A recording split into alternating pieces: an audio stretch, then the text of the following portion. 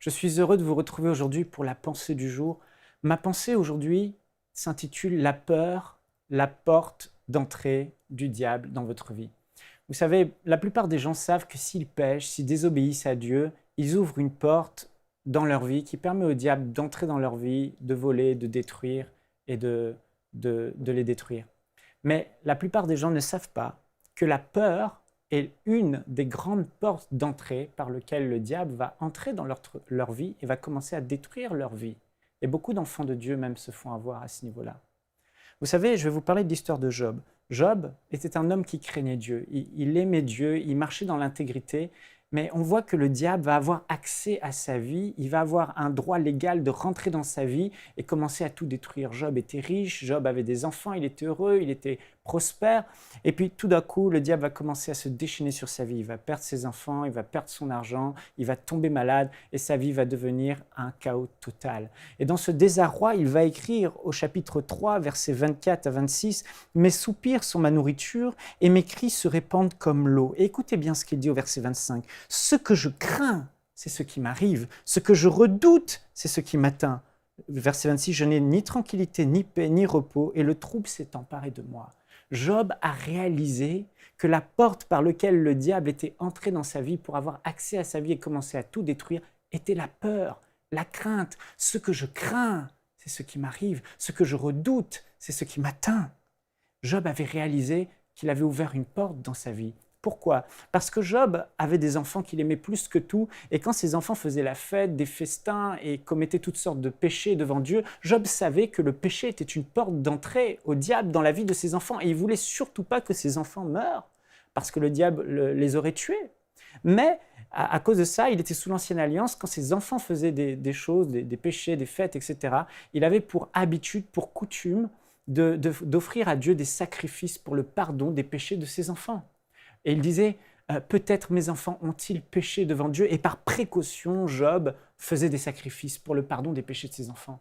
Mais Job vivait dans la peur. Il craignait que le diable attaque la vie de ses enfants à cause de ses péchés. Donc il demeurait dans cette peur et il a ouvert au diable une porte d'accès. Il a eu cette révélation dans Job au chapitre 3. Oui, la maladie m'a atteint. Oui, la pauvreté m'a atteint. Oui, le diable a détruit ma vie à cause de la porte que je lui ai ouverte, la peur.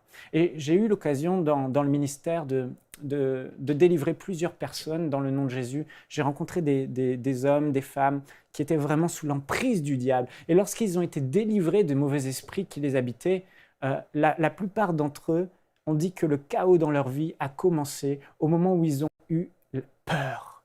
Hein, ils ont vécu des choses dans leur vie et ces choses ont créé en eux une peur extrême, une émotion très forte dans leur âme qui a ouvert une brèche et le mauvais esprit est rentré par cette brèche de la peur dans leur vie. C'est comme ça que beaucoup de femmes qui ont subi des abus se sont retrouvées à avoir peur, abusées par leurs parents, par leur père ou autres, ont ouvert la peur les a saisies, ils ont ouvert une porte au mauvais esprit et leur vie a commencé à être une suite d'échecs parce que le diable était entré dans leur vie et a commencé à tout détruire.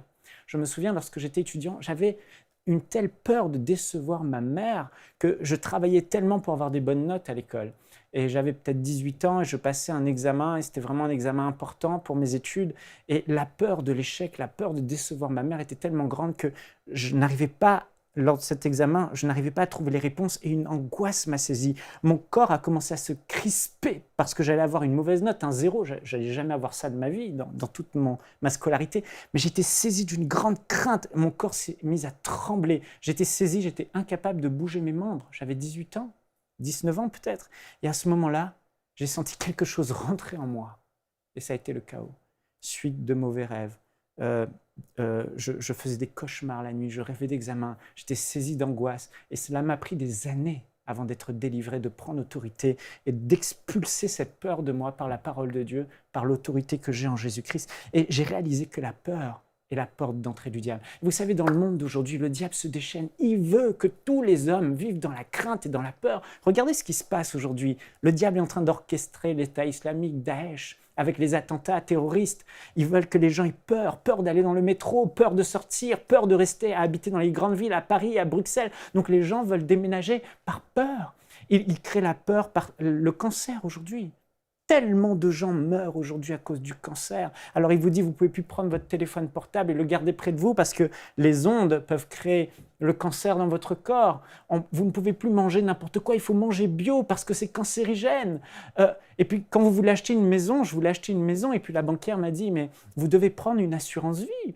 Je lui dis pourquoi? Parce que tellement de gens meurent du cancer et vous pouvez mourir, on ne sait pas ce qui peut arriver demain. Et si vous mourrez du cancer ou d'autres choses, au moins vos enfants et votre femme auront de l'argent lors de votre décès, la maison sera payée totalement, le crédit, ils n'auront plus à travailler pour payer le crédit de la maison. J'ai dit, madame, je ne mourrai pas, je vivrai. Le diable essaye par tous les moyens. Je ne sais pas si c'est votre cas, mais j'en compte beaucoup de chrétiens qui prennent des assurances vie pour leur hypothèque de maison. Mais ne faites jamais ça. Vous êtes en train de prophétiser sur votre mort. Vous êtes en train de dire que vous allez mourir prématurément chaque fois que cet argent va passer sur votre compte bancaire. Ne faites jamais ça. Le diable veut que vous viviez dans la peur. Ne nourrissez pas la peur par les mauvaises nouvelles, mais nourrissez la foi par les promesses de Dieu.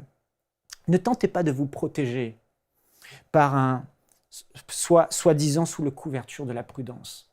Vous savez, les gens peuvent vous dire oui, il faut manger bio, alors vous allez manger bio sous la couverture de la prudence. Non, je suis sage, mais la plupart du temps, ce qui motive les gens, c'est la peur. Ils mangent bio parce qu'ils ont peur d'attraper des cellules cancérigènes. La plupart des gens veulent déménager de Paris, de Bruxelles parce qu'ils ont peur du terrorisme.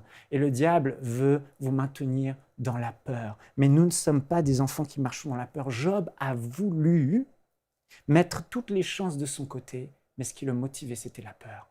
Petits enfants, disait Jésus, n'ayez pas peur. Petits troupeaux, n'ayez pas peur. Nous ne devons pas marcher dans la peur. Nous ne devons pas avoir peur de la mort, car Dieu est pour nous, et si Dieu est pour vous, qui sera contre vous? C'est la promesse de la parole de Dieu. Nous devons, dans ces temps de la fin, dans ces temps difficiles, dans ce temps où le diable est en train d'envoyer un climat de peur sur toute la terre, se réfugier dans les promesses de Dieu, méditer la parole de Dieu, aller sur enseigne-moi.com, écouter des vidéos de foi, écouter, méditer la parole de Dieu, écoutez ce que Dieu dit à votre sujet, il est votre protecteur. La Bible dit dans le psaume 23, « L'Éternel est mon berger, je ne manquerai de rien, il me fera reposer dans de verts pâturages, sa houlette et son bâton me rassurent. » Dieu est le Dieu qui vous protège, qui vous rassure, qui est avec vous. Le psaume 91 dit « Aucun malheur ne t'arrivera, aucun fléau n'approchera de ta tente. » Et d'autres textes qui nous parlent de la mort, comme « La mort m'est un gain », disait l'apôtre Paul. N'ayez pas peur. Je me souviens d'un homme de Dieu, un grand homme de Dieu qui a rencontré un pasteur un jour, et ce pasteur vivait dans la peur. Il avait peur de la mort. Et cet homme de Dieu lui a dit, en le regardant dans les yeux, « Mais tu crois que moi j'ai peur du cancer? Si le cancer ronge mon corps, il peut me rendre un service pour aller rencontrer le Seigneur plus tôt. » Rencontrer le Seigneur plus tôt. Et cet homme de Dieu se réjouissait. Ah, si la maladie peut m'aider à rencontrer le Seigneur plus tôt, pourquoi pas? On sait bien que la maladie ne vient pas de Dieu et que Dieu ne veut pas qu'on soit malade. Mais cet homme n'avait tellement pas peur de rien, même pas de la maladie, même pas de la mort, parce qu'il savait que sa vie sur la terre n'était que passagère et qu'il allait rejoindre le Seigneur un jour. Donc n'ayez même pas peur de la mort. La mort vous est un gain, disait l'apôtre Paul. Si vous mourrez demain, vous serez aux côtés du Père dans le ciel, aux côtés de votre Seigneur Jésus. Là, dans la paix, la tranquillité, ne vivez pas dans la peur. Marchez dans les promesses de Dieu. Dieu vous protège. Dieu est là. Il est votre sécurité. Il est votre appui. Il est votre refuge, comme le dit le psaume 91. Et en plus de ça, la mort ne peut pas vous atteindre. Vous êtes une personne qui avait la vie éternelle en Jésus-Christ. Soyez bénis et soyez libérés de toute forme de peur. Mon Dieu pourvoira à tous vos besoins. Marchez dans la paix. Pour aller plus en profondeur, vous pouvez lire et télécharger la version complète de cette pensée du jour sur le site enseigne-moi.com.